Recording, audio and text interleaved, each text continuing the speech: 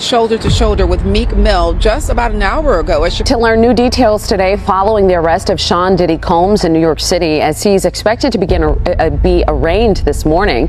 Eyewitness News reporter Irene Cruz here in studio with the latest. Irene. Yeah, Rachel, this case marks one of the biggest takedowns of one of the most prominent producers in hip-hop history. I'm at a point in my life like we all grew up in the streets. Meek Mill's.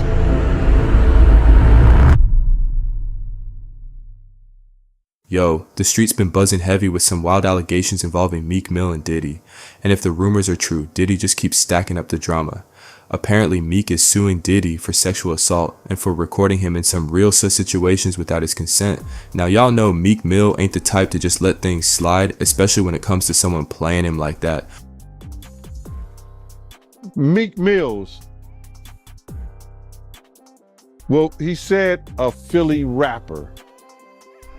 You understand? And it was redacted in the paperwork to that because first of all, it had Meek Mills, it had Stevie J, they had redacted their names, and they had Usher, and they redacted their names and just said a performer of the Super Bowl and a Philly rapper. Everybody kind of knew back in the day that Meek Mills and Puff was a little too friendly. Anytime two rappers or two people in the industry come dressed up alike on more than one occasion, listen here, man. My dudes in Philly, I got some real strong dudes in Philly. They don't play that shit. And they probably embarrassed for the fact to see that Meek Mills, one of the street guys that came out of there, got caught up in this Hollywood shit. This Hollywood, whereas that he's dressing like, he dressing the same, he dressing like Diddy, hugged up with Diddy. I think that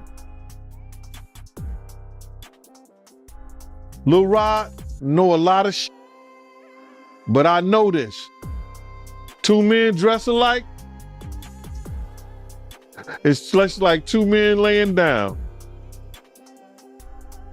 When they both get up, they both homos. And that's real talk, bruh. My man, you go to a party, dog, and the nigga got the same shirt you got on, I'm taking my shirt off. I'm walking around in a t-shirt. And then, not to blow Meek Mills up out the water or anything like that, it was said that they checked his Google search and all the other shit, and he was searching for some online gay porn and all that other shit like that. Oh, wow. That shit is crazy, bro. But listen, those are what, you know, it's crazy that money, that lifestyle, and you trying to fit into something get you. These guys never set out to do all this shit. Meek Mills, when he got into the game, he didn't set out to be questioning about his manhood with Diddy. But he put himself in that position. Yo, the streets are buzzing with the latest scandal involving Meek Mill and Diddy, and let me tell you, it's wild.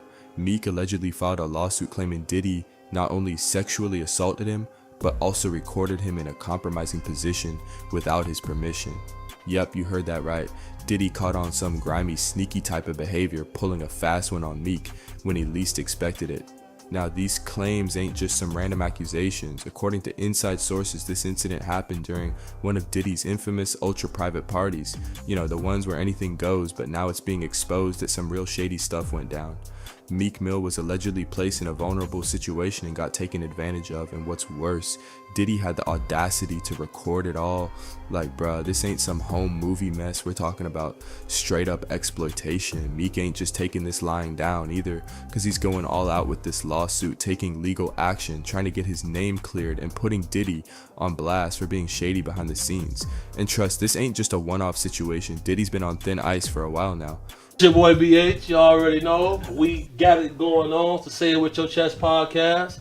Got my boy. I'm Slim. Got my boy. Jag, what's happening? And this is the inaugural episode. Thank you for everybody for tuning in. Thank you for all the supporters who've been showing your boy a lot of love.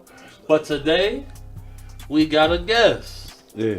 And everybody on the show get an introduction. So here we go.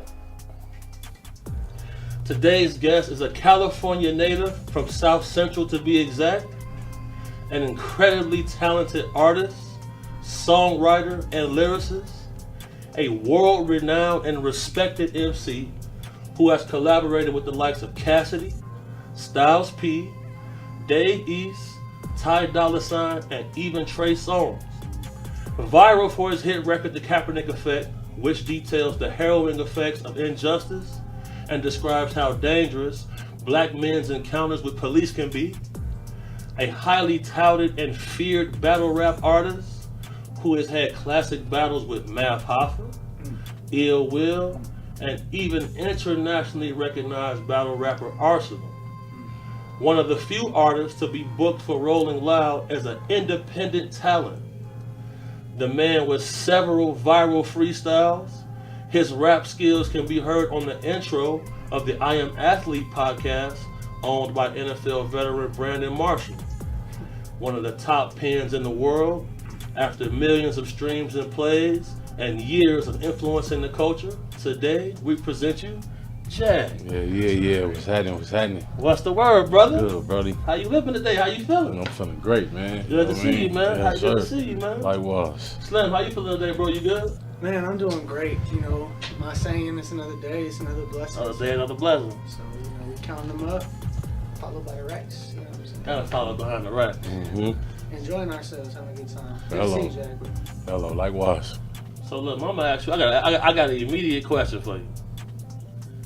How you end up on Vlad TV? What led up to that? I did Meek Mill. Oh shit.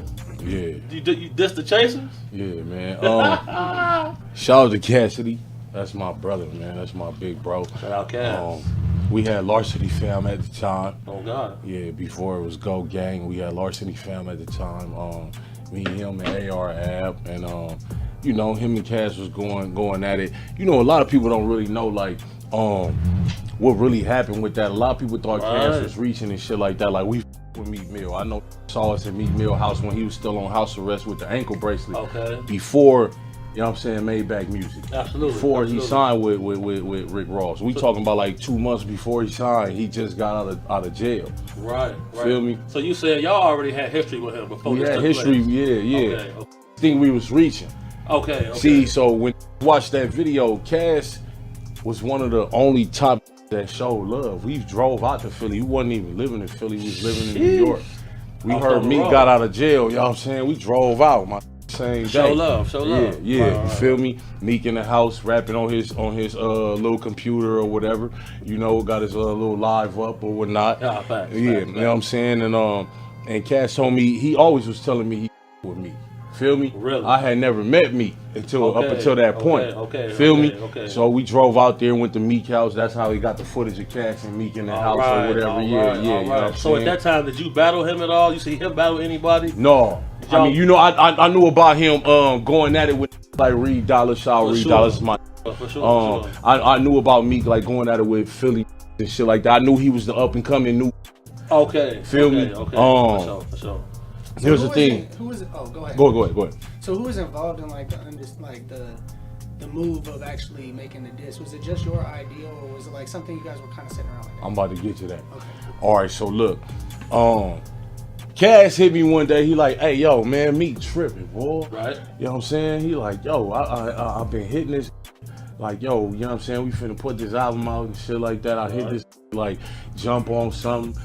and responding back and all that type shit. Right, Feel me? And then like he ran into Meek. Okay.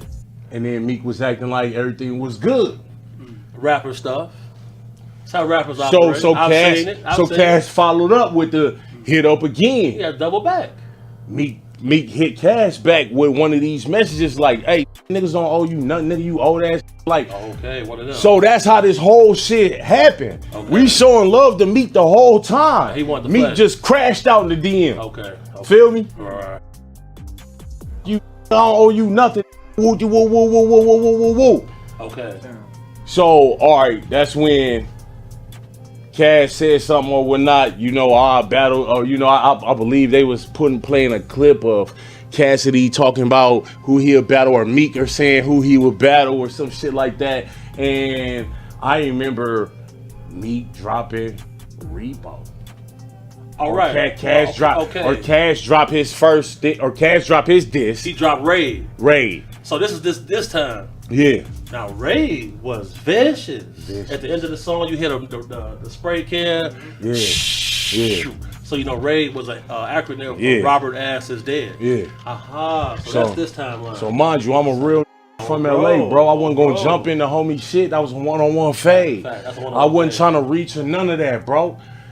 So my engineer, A9, rest in peace, you know what I'm saying? He hit me, he engineered me at the time. He said, hey, bro, hey, this Cassidy, this Meek Mill just dissed Cassidy, nigga. Damn. Come to the stool right now. Damn. He didn't want to never tell me that Meek said, I ain't talking about larceny because they all trash. Damn. Now, I know you with AR and I've been in your house, so only you could be talking about was me. On the guys. Right? On the guys. Facts. But he only heard me rap in his house, which I was still better than him. They didn't put that shit out. They never put it out. Did he rap while you rapped? We all rapped. So that footage that y'all find Cassidy and Meek Mill, Jag rapped in that house. Aha, okay. They won't put that footage out when Jag rapped. I snap. Okay. Now this is one thing I wanted to talk about because people don't understand how much in the rap game things are choreographed. Yeah. And like they'll do certain things to make this person look bad, to make this person look good. Yeah. You feel me? Like, you know, even when it comes like to the celebrity ladies, you know what I'm saying? Like guys will look at them and don't realize, like, man, you know, some of them just as promiscuous and like ran through, as they would say, as motherfuckers who they speak down on. Yeah. So, you know, how did that make you feel knowing that they hid that footage? Oh yeah, I felt a certain type of way. Can you get hands on it? That wasn't the first that did that, but yeah, you know, before I had a name, a lot of would do that. Okay. Yeah, I was on Smack DVD. You know what I'm saying? You was on Smack? Man, listen, man. I've been around, man. I was first West Coast on Smack DVD before all these 15, 16 years ago. You can ask Murder Mook, Corey Guns, Rain Man, who is now RJ Payne, one of the best rappers out. You know what I'm saying? Period. That it was all them Corey Guns, Murder Mook, and RJ Payne, and I was a special invite for Mook. Right. So that's the first day I met RJ Payne. They say Murder Mook, the logo for battle rap. Facts. So because I didn't have a name and I was from LA, Smack didn't pull my rap out. Okay. We all rapped in the hallway and spazzed out on camera. When I check on YouTube back then, it's just Mook, RJ Payne and Corey Guns, no Jag. Okay. So this shit been happening, you know what I'm saying, from East Coast. Been doing that shit, taking the LA out the shit. You feel what I'm saying? Trying to stop whatever you can't stop it though. But it is what they tried. They tried. So Meek, by him saying that, I ain't talking about larceny, they all trash. I knew that shit was to me. And me being from the West Side, you can't do no sneak dissing. It's up, nigga. As soon as I find out you sneak dissing me, I'ma ask for the fade. You feel me? And since it's music, we gonna fade that way. Now, when you say fade, exactly, you talking about bar for bar? Yeah. Okay. Yeah, you feel me? So, I went to the stool that same day. I pulled up to the stool. I started playing it. Right. And then I hear the nigga say the line. I just press stop.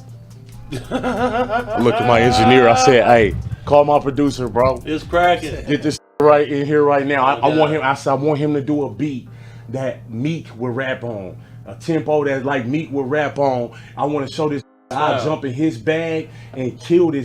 Don't bring me up in none of your shit you got going on with Cash. I ain't that nigga, fool. Absolutely. I'll kill you, nigga. Absolutely. You know what I'm saying? Like, so that's how that shit came about. Right. Okay, that's good insight. Because people don't hear these parts. Listen, don't know the backstory too, behind the scenes type shit. Meek had got me blackballed by a lot of labels. I was on a run right then. I was having meetings with everybody, Sylvia Rome, all these same people that Drake had meetings with. So you buzzing at this time? Yeah, you feel me? Okay. And people hearing the diss, they like, you really from LA? I'm like, yeah.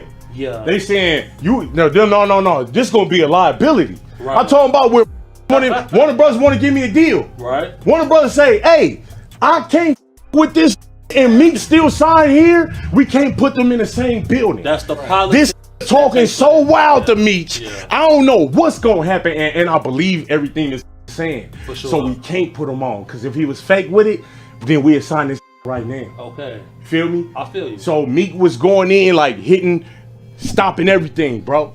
I was having a real run. This is what they call run. a blackball. Yeah.